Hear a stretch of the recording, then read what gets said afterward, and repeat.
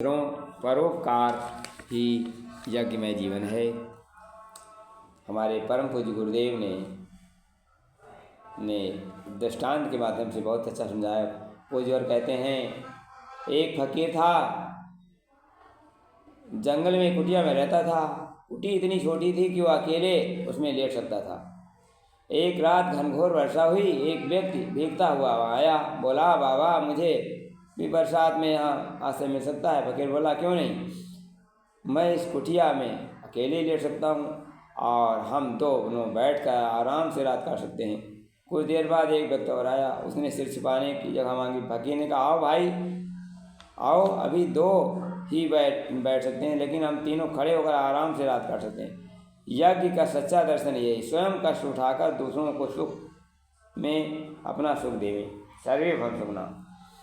गुरुदेव ने एक सत्य घटना बताई। वृंदावन के राजा महेंद्र प्रताप को कोई संतान नहीं थी। उनकी रियासत में 100 ग्राम थे। अगाध धन संपत्ति, केवल पति पत्नी ही उसका उपयोग करते थे। रानी बहुत दुखी रहती थी। उन्होंने संतान सुख प्राप्त करने के लिए हर संभव प्रयास किया, परंतु ईश्वर की कृपा से वंचित रहे। एक दिन राजा महेंद्र प्रताप इस समस्या का एक अनोखा उपाय खोजा। उन्होंने घोषणा कर दी, रानी ने पुत्र को जन्म दिया है। यह समाचार सुनते ही नगर में खुशी की लहर दौड़ गई। लोग मंगल गीत गाने लगे। चारों ओर हर्ष उल्लास का वातावरण छा गया। रानी ने सुना तो सन्न रह गई। राजा ने कहा, यह आपने क्या किया? मेरे पुत्र हुआ और मुझे पता नहीं, कहीं आप पागल तो नहीं हो गए? राजा महेंद्र प्रताप ने सांत्वना देते हुए कहा, रानी तुम चिंता न करो, हम बहुत सोच विचार कर घोषणा की है, तुम बस देखती जाओ। उधर राजा ने राज्य के प्रमुख लोगों को बुलाकर नगर में भोज व्यवस्था करने और सभी राजाओं को आमंत्रित किया। आदेश दिए। उन्होंने घोषणा की, भोज के दिन नामकरण संस्कार होगा। उसके लिए मदन मोहन मालवीय जी को आगरा सहित आमंत्रित किया गया। ये सब जानकर नगरवासी प्रसन्नता से नाचने लगे। जोर जोर तैयारियां होने लगी। नियत दिवस पर भव्य भोज आयोजन किया गया। दूर दूर से लोग आकर सम्मिलित हुए। अत्यंत सुंदर व्यवस्था, स्वादिष्ट भोजन से तृप्त बधाइयाँ देते रहे। भोज के पश्चात विशाल पंडाल में नामकरण संस्कार के लिए सभी एकत्रित हुए। सारी जनता, अतिथि राजा अपने स्थान पर बैठ गए। मालवीय जी अपने स्थान पर विराजमान थे।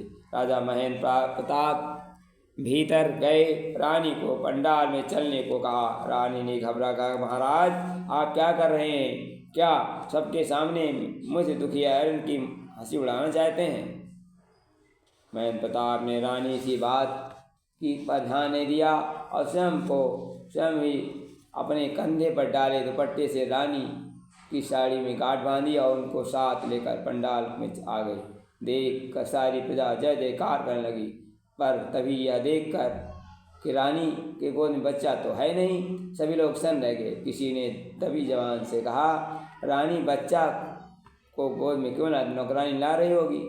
तभी राजा महेंद्र प्रताप खड़े होकर सभी का अभिवादन किया और बोले, भाइयों मेरे पास 100 गांव की जागीर है, उसकी सारी आमदनी हम दोनों ही खर्च करते हैं।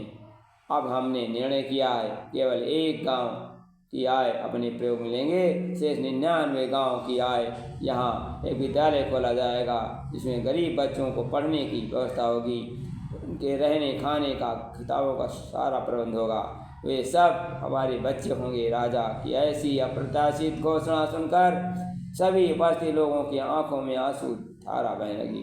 राजा ने मालवीय जी से कहा, नामकरण करने का अनुरोध किया।